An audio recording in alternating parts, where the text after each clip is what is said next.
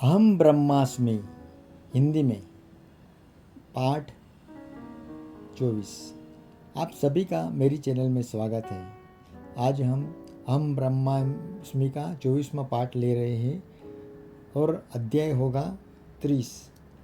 अहम ब्रह्मास्मि ये पुस्तक निसर्गदत्त महाराज और उनके शिष्यों के बीच जो वार्तालाप हुआ थे उनका अंग्रेजी में एक भाई ने रिकॉर्डिंग किया था। उस रिकॉर्डिंग का उन्होंने एक बुक लिखा था, आई एम दैट। वो बुक का हिंदी में अनुवादन हुआ है। अनुवादक करता है विनय कुमार वैद्य जी। तो आज हम अहम ब्रह्मास्मि का 30वां अध्याय पढ़ेंगे। तुम अभी मुक्त हो, शीर्षक है 30वां अध्याय का। तुम अभी मुक्त हो। प्रश्नकर्ता, मनुष्य और जगत की प्रकृति के बारे में अनेक प्रकार के सिद्धांत हैं। सृष्टि का सिद्धांत, माया का सिद्धांत, स्वप्न का सिद्धांत, इस प्रकार के कितने ही सिद्धांत हैं। इनमें से कौन सा सिद्धांत सत्य है?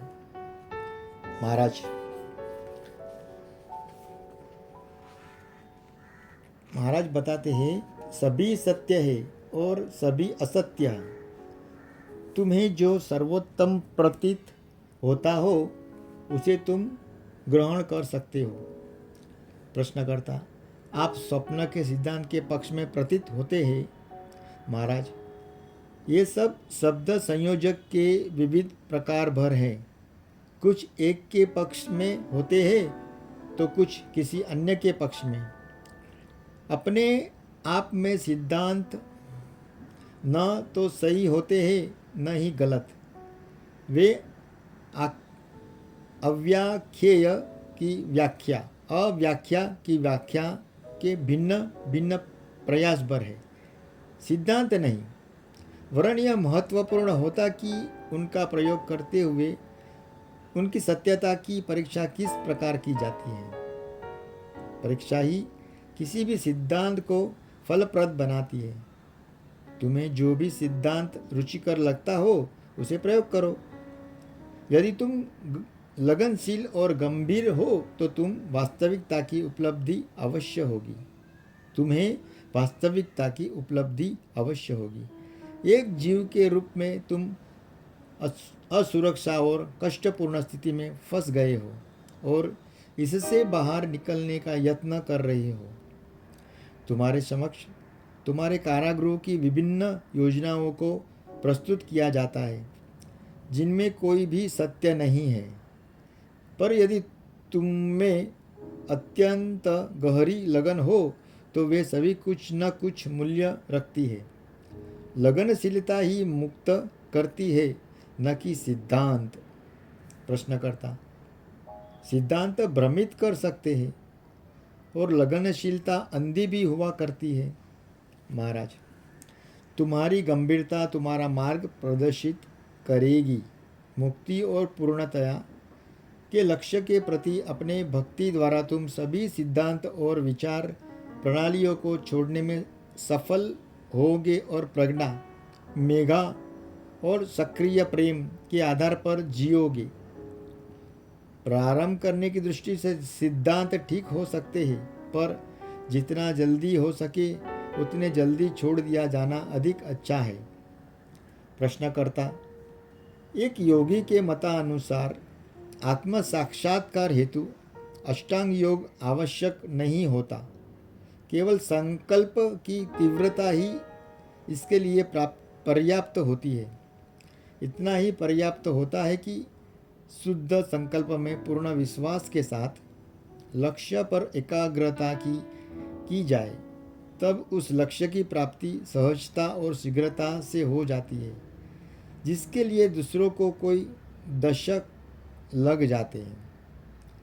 महाराज, एकाग्रता, पूर्ण विश्वास, शुद्ध संकल्प, कोई आश्चर्य नहीं है कि ऐसे साधन होने पर लक्ष्य शीघ्र ही पा लिया जाता है। पर परिपक्व साधक के लिए, जिसने एक के अतिरिक्त अन्य सभी इच्छाओं को त्याग दिया है, संकल्प की यह साधना श्रेष्ठ है। और संकल्प भी मूलतः क्या है? हृदय और मस्तिष्क की निश्चयात्मकता, इस प्रकार की दृढ़ निश्चयात्मकता से सब कुछ प्राप्त किया जा सकता है। प्रश्नकर्ता: मुझे लगता है कि योगी का आशय केवल ध्येय की उस दृढ़ निश्चयात्मकता से ही नहीं था जो उसके अनवरत अभ्यास और प्रयोग में फलित होता है। उसका भाव यह था कि केवल संकल्प को ही लक्ष्य में दृढ़ करके अन्य प्रयत्न और अभ्यास न करते हुए भी लक्ष्य प्राप्ति हो सकती है। केवल संकल्प को दृढ़ करने का तथ्य ही लक्ष्य को आकर्षित कर देता है, लक्ष्य को आकर्षित करा देता है। महाराज, इसे तुम संकल्प, लक्ष्य के लिए निरंतर किया जाने वाला अभ्यास या चित्त की एकाग्रता को भी नाम दे सकते हो, पर फिर भी तुम तत्परता, गंभीरता और ईमानदारी के बिंदु पर लौट आते हो। जब तुम्हें अत्यधिक गहरी लगनशीलता होती है, तब तुम प्रत्येक अवसर को, तुम्हारे जीवन के प्रत्येक क्षण को अपनी आकांक्षा की दिशा में मोड़ देते हो। अपने समय और शक्ति को अन्य बातों में नष्ट नहीं करते। तुम पूर्ण समर्पित हो जाते हो, चाहे इसे फिर तुम संकल्प कहो, प्रेम कहो या शुद्ध ईमानदारी कहो। हम जटिल जीव हैं और अपने भीतर बाहर युद्ध में लगे रहते हैं। अनेक अंतर्विरोधों में फंसे रहकर अपने कल के किए कार्य को आज नहीं नष्ट करते रहते हैं। इसलिए यदि हम अटक के रहते हो तो इसमें आश्चर्य कैसा। थोड़ी सी समग्रता भी हो तो बहुत बड़ा अंतर आ सकता है। प्रश्नकर्ता: इच्छा और प्रारब्ध में कौन सी वस्तु अधिक शक्तिशाली है? महाराज, इच्छा प्रारब्ध को परिवर्तित कर देती है। प्रश्नकर्ता: और प्रारब्ध इच्छा को मेरी इच्छाएं, मेरी आनुवांशिकता, परिस्थितियों और घटनाओं से प्रभावित है, जिससे हम प्रारब्ध कहते हैं। महाराज, हाँ, तुम ऐसा कह सकते हो। प्रश्नकर्ता: वह कौन सा बिंदु होता है जब मैं उस इच्छा को करने हेतु स्वतंत्र होता हूँ जिससे मैं चाहता हूँ? महाराज, तुम अभी इसके लिए स्वतंत्र हो, तुम अभी मुक्त हो। तुम जिसकी इच्छा करना चाहते हो वह क्या है, उसकी इच्छा करो। प्रश्नकर्ता: इच्छा करने के लिए तो मैं अवश्य स्वतंत्र हूँ, परंतु अपनी इच्छा अनुसार कार्य करने के लिए नहीं। अन्य बाध्यताएं मुझे इसमें असफल कर देती है। मेरी इच्छा मेरे द्वारा बल प्राप्त करके भी इतनी अधिक शक्तिशाली नहीं होती। अन्य इच्छाएं जिन्हें मैं अस्वीकृत कर देता हूँ अपेक्षाकृत अधिक शक्तिशाली होती है। महाराज, संभव है कि तुम अपने आप को धोखा दे रहे हो। शायद तुम अपनी वास्तविकता इच्छाओं को तो अभिव्यक्त कर दे रहे होगे और उन्हें बल दे रहे हो। वे केवल लोगों का आदर पाने के लिए तुमने ऊपर से ओढ़ रखी हो। प्रश्नकर्ता: आप जैसा कह रहे हैं शायद वैसे ही बात हो, पर यह एक अन्य सिद्धांत हुआ। सच्चाई यह है कि मेरे मतानुसार जो इच्छा मुझे करना चाहिए उसे करने हेतु मैं स्वयं को स्वतंत्र नहीं पाता, और यदि कभी मैं सम्यक रूप से इच्छा करता भी हूँ तो मैं तदनुसार कार्य नहीं करता। महाराज, यह सब मन की दुर्बलता और मस्तिष्क के विखंडन के कारण है। अपने मन को एकाग्र और सबल बनाओ और तुम पाओगे कि तुम्हारे विचार, भावनाएं, शब्द और कर्म तुम्हारे संकल्प की दिशा में स्वयमेव समायोजित हो जाएगी।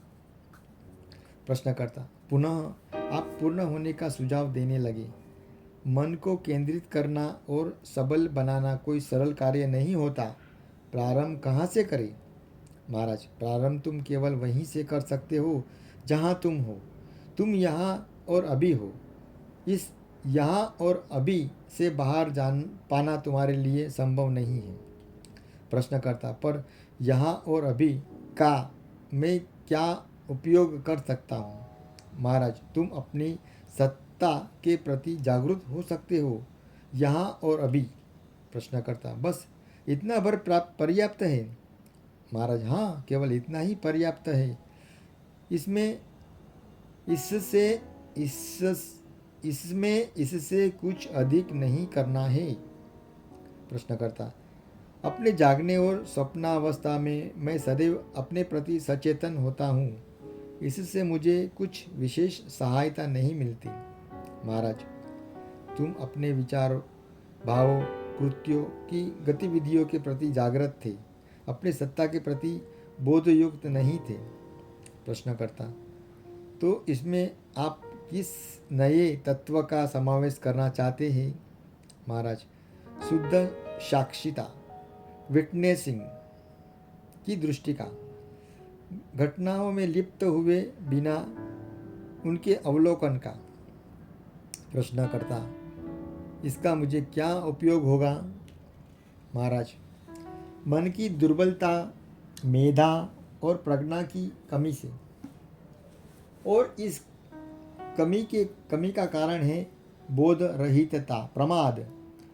जब तुम बोधयुक्त होने के लिए संघर्ष करते हो तब अपने मन को समेकित करते हो और उसे सबल बनाते हो। प्रश्नकर्ता, यह भी तो संभव है कि मैं आसपास हो रही बातों के प्रति बोधयुक्त होते हुए भी उन्हें प्रभावित करने में पूर्णतः असमर्थ रहूं। महाराज, तुम भूल में हो। जो बातें हो रही है वे तुम्हारे मन का ही प्रक्षेपण है। दुर्बल मन स्वप्रक्षेपित प्रक्षेपणों का नियंत्रण नहीं कर सकता। जिसे तुम नहीं जानते उसे नियंत्रित भी नहीं कर सकते। दूसरी ओर ज्ञान शक्ति देता है। प्रयोग करने के लिए यह सरल है। अपने पर नियंत्रण पाने के लिए अपने को जानो। प्रश्नकर्ता, संभवतः अपने आप को नियंत्रित करने में मुझे सफलता भी मिल जाए, पर क्या मैं संसार की अराजक अवस्था को ठीक कर पाऊंगा? महाराज, तुम्हारे मन के द्वारा सृजित अराजकता के अतिरिक्त संसार में कहीं अराजकता है ही नहीं। इस अर्थ में यह स्वसृजित है कि इसके केंद्र में अन्य वस्तुओं से अपने पृथक और वस्तु विशेष होने की मिथ्या धारणा अवस्थित है।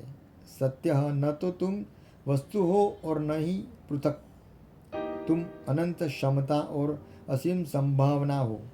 तुम हो, इसलिए सब कुछ संभव हो सकता है।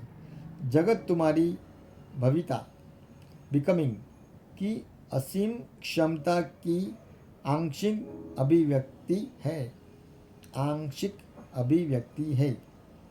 प्रश्नकर्ता, मैं पाता हूँ कि मैं पूर्णतः सुख की इच्छा और दुख के भय से ही परिचालित होता हूँ। मेरी इच्छा कितनी ही श्रेष्ठ और मेरा भय कितना भी न्याय संगत क्यों न हो, सुख दुख रूपी दो ध्रुवों के मध्य ही मेरा जीवन झूलता रहता है। महाराज, सुख और दुख, इच्छा और भय, इन दोनों के स्रोत तक जाओ, निरीक्षण करो, जांच करो, समझने का प्रयत्न करो। प्रश्नकर्ता, इच्छा और भय शारीरिक या मानसिक तत्वों द्वारा उत्पन्न भाव है। वे होते हैं और उनका निरीक्षण करना सरल है, परंतु वे क्यों होते हैं? मैं सुख की इच्छा और दुख का भय क्यों करता हूँ? महाराज, सुख और दुख मन की अवस्थाएं होती हैं। जब तक तुम्हारा यह विचार रहता है कि तुम मन, या कहे कि देह मन, बॉडी माइंड, देह भाव हो, तब तक इस प्रकार के प्रश्न उठाने के लिए तुम बाध्य रहते हो। प्रश्नकर्ता, और जब मुझे यह स्पष्ट हो जाता है कि मैं देह नहीं हूँ, क्या तब मैं इच्छा और भय से मुक्त हो जाऊंगा? महाराज, जब तक देह है और उसकी सुरक्षा के लिए मन, तब तक आकर्षण और विकर्षण कार्यरत रहेगी। वे घटनाओं के स्तर पर तो रहेंगी, पर तुम्हें प्रभावित नहीं करेगी। तुम्हारा ध्यान कहीं अन्यत्र एकाग्रत रहेगा। तुम में विचलितता न आएगी। तुम्हारा ध्यान भटकेगा नहीं। प्रश्नकर्ता, पर वे तो फिर भी होंगे ही, क्या पूर्ण मुक्ति संभव नहीं? महाराज, तुम अभी ही पूर्णतः मुक्त हो। जिसे तुम प्रारब्ध कर्म कहते हो, वह जीवित रहने के लिए तुम्हारे अपने संकल्प का भी फल है। यह संकल्प कितना शक्तिशाली है, इसका अनुमान तुम जगत के सर्वत्र पाए जाने वाले मृत्यु भय से कर सकते हो। प्रश्नकर्ता, पर प्राय कई बार लोग स्वयं ही मृत्यु का वरण कर लेते हैं। महाराज, केवल तभी जब विकल्प उससे भी बुरा हो, पर मरने की यह तत्परता भी उसी स्तोत्र से आती है जिससे कि जीते रहने का संकल्प आता है, जो स्वयं जीवन से भी अधिक गहरा है। एक जीव के रूप में जीवित रहना ही परम अवस्था नहीं होती, इससे श्रेष्ठ भी कुछ है। अत्यधिक आश्चर्यजनक, जो न तो अस्ति है और न नास्ति, न जीवन है न जीवन रहितता, यह शुद्ध चैतन्य की स्थिति है। काल और स्थान की सीमाओं से परे। यदि एक बार यह विभ्रम छूट जाता है कि देह मन ही में है, तो मृत्यु का आतंक मिट जाता है। यह जीवन का ही एक अंश बन जाता है। भाइयों, यहाँ पर हमारा अध्याय 30 वहाँ समाप्त होता है। श्री कृष्णार्पणमस्तु। सब कृष्ण को अर्पित है। हरिओम, हरि कृष्णा। अगला अध्याय के साथ में हम वापस कल मिलेंगे। तब तक के लिए शुभ रात्रि। भाइयों, मेरा ये प्रयास अगर आपको अच्छा लगे तो मेरी ये चैनल @जीवनरथ_अनिल इनको लाइक, शेयर और सब्सक्राइब करके मुझे आप प्रोत्साहित कर सकते हैं। आपका प्रोत्साहन ही मुझे आगे वीडियो बनाने में बहुत मदद करता है। तो प्लीज़ मेरी इस मदद के लिए आप भी मदद करें। हरे कृष्णा।